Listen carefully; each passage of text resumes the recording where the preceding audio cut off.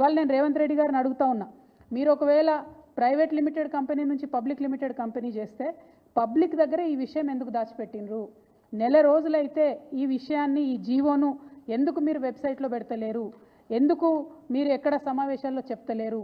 ఒకవేళ ఈ మార్పు చేయడానికి, private limited to public limited చేయడానికి మీరేమైనా నిపుణుల కమిటీ వేసిండ్రా? ఎందుకోసం తెలంగాణ భూములన్నీ తీసుకుపోయి స్టాక్ ఎక్స్చేంజ్లో కుదోబెడుతున్నారు? స్టాక్ ఎక్స్చేంజ్ మన చేతిలో ఉంటుందా?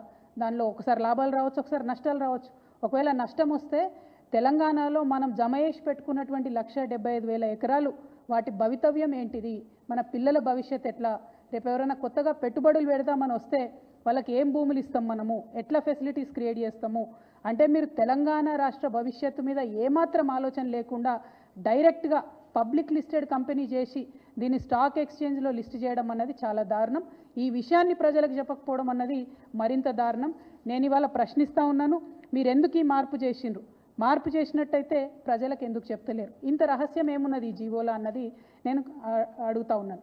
అదేవిధంగా రేవంత్ రెడ్డి గారు ఎప్పుడు మాట్లాడుతూ ఉంటారు, 8 లక్షల కోట్ల అప్పు చేసిరు కేసీఆర్ గారని. నిన్నగాక మొన్న సెంట్రల్ గవర్నమెంట్కి సంబంధించినటువంటి వ్యక్తులే చెప్పిండ్రు, ఈ రోజు కూడా రాష్ట్ర అప్పు 4,20,000 కోట్లు ఉందని చెప్పి సెంట్రల్ గవర్నమెంట్ నుంచి పార్లమెంట్లో ఇచ్చినటువంటి జవాబు ఆధారంగా చెప్పిండ్రు. కానీ ఈ 16 నెలల్లో రేవంత్ రెడ్డి గారు తీసుకొచ్చినటువంటి అప్పు 1,80,000 కోట్లు దాటిపోయింది. ఆ తర్వాత కొంచెం మేము స్టడీ చేసినాం, మరి 1,80,000 కోట్లు అప్పు తెచ్చిండు ముఖ్యమంత్రి గారు, ఈయన ఏం చేసిండు దీంతోనే అని. ఒక ప్రాజెక్టు కట్టలేదు, పూర్తిగా రైతు భరోసా ఇయ్యలేదు, పూర్తిగా రైతు బీమా ఇయ్యలేదు, పూర్తిగా రుణమాఫీ చేయలేదు, ఒక పెన్షన్ పెంచలేదు, తులం బంగారం ఇయ్యలేదు, మహాలక్ష్మి పథకం పెట్టలేదు, ఆడపిల్లలకు స్కీమ్ ఇయ్యలేదు, ఏమి ఇయ్యలేదు. కానీ తెచ్చిన 1,80,000 కోట్లు మాత్రం ఆరత కర్పూరం కరిగిపోయినట్టు కరిగిపోయినాయి. లెక్కలు బాగా తీస్తే తెలిసింది ఏంటంటే కేవలం 80,000 కోట్లు మాత్రమే ఇదివరకు చేసినటువంటి అప్పులు చెల్లించడానికి ఈ ప్రభుత్వం ఉపయోగించింది. ఇంకా 1,00,000 కోట్లు ఎక్కడికి పోయినాయి? మరి ఆ జవాబు చెప్పాల్సినటువంటి అవసరం ప్రజలకు ఉంది.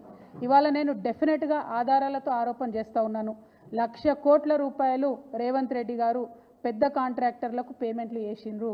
ఒక తట్టెడు మట్టి కూడా ఎత్తిపోయకుండా 1,00,000 కోట్ల రూపాయలను కాంట్రాక్టర్లకు పేమెంట్ చేసిరు. ఇక కాంగ్రెస్ సర్కార్ విషయం మీ అందరికీ తెలిసిందే, వాళ్ళు 20% సర్కార్ కమిషన్ కాబట్టి, 20% కమిషన్ సర్కార్ కాబట్టి అందులో 20,000 కోట్లు డైరెక్ట్గా రేవంత్ రెడ్డి గారి సొంత ఖజానాకు పోయిందని ఇవాళ నేను ఆరోపణ చేస్తూ ఉన్నాను. ఇది తప్పైతే ప్రభుత్వం తరఫు నుండి శ్వేతపత్రం రిలీజ్ చేయండి. మీరు 1,00,000 కోట్లు ఏం చేసిండ్రో చెప్పండి. 80,000 కోట్లు మీరు డెట్ పే చేసినట్టు మొన్న బడ్జెట్లో ఇచ్చినటువంటి డాక్యుమెంట్స్ ద్వారా తెలిసింది. కానీ ఇంకా ఎందుకు అప్పు తెస్తున్నారు? తెస్తుంటే దానికి ప్రణాళిక ఎక్కడ ఉంది?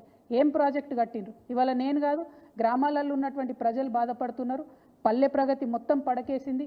కనీసం మోరీలు క్లీన్ చేసేటటువంటి పరిస్థితి లేదు, ఈ జీతాలు ఇచ్చేటటువంటి పరిస్థితి లేదు. మరి ఎందుకు ఇన్ని వేల కోట్లు అప్పు తెస్తున్నారు?